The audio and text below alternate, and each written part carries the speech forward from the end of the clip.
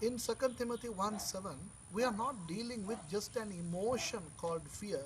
We are dealing with the spirit of fear.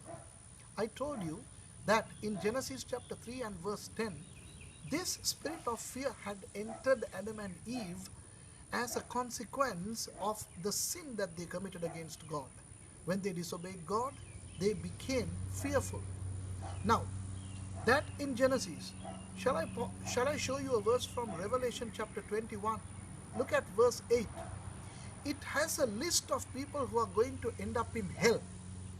And in that list, you will see murderers, idolaters, adulterers, and all these sinful people. But if you look at the first of the group, you would see the fearful. Okay? And in the King James Version, which I used, it's fearful. And it's amazing. It's shocking actually. Look at the list. Whoremongers, idolaters, murderers, right? And then the leading group, if you have a queue, if you have a line of people waiting to be thrown into the lake of fire, the first persons are going to be those who have the spirit of fear. Now, I'll ask you a genuine question. What about the normal fear that we have? Fear of cockroaches, fear of snakes, fear of all of a sudden if there is a power failure, then there'll be a fear. If you are flying and if the plane hits, if the flight hits turbulence, naturally there'll be a fear. If there's an air pocket, all of a sudden the plane plunges down, you will feel fear.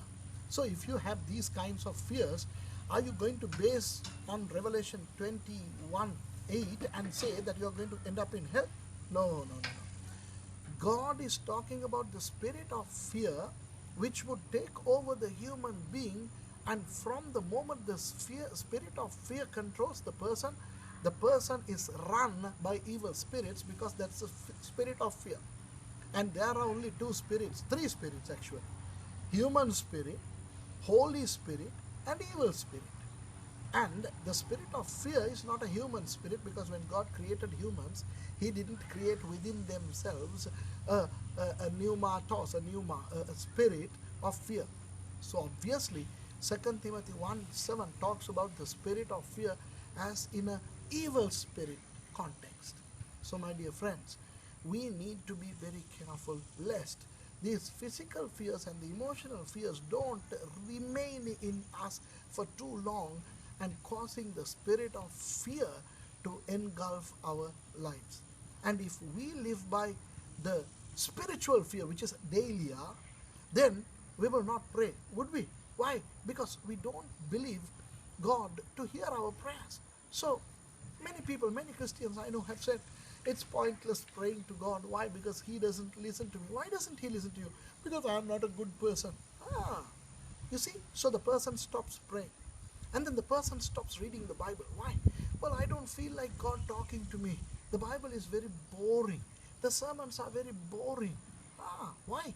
Because the fear tells us that God is not talking to me because I am not worthy. So what happens is, you will think about yourself as an unworthy worm. So I am good for nothing. I don't talk to God. God doesn't talk to me. The relationship, the communion with God is severed.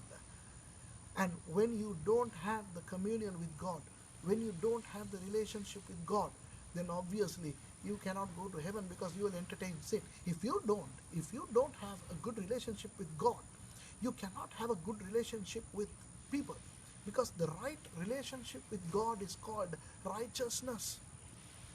So if we have the fear of talking to God, and if we have the fear of not believing God talking to us through the word, then we are prone to unrighteousness, allowing a lot of sins to come into our lives. So my dear friends, I believe the Lord has spoken to you a lot.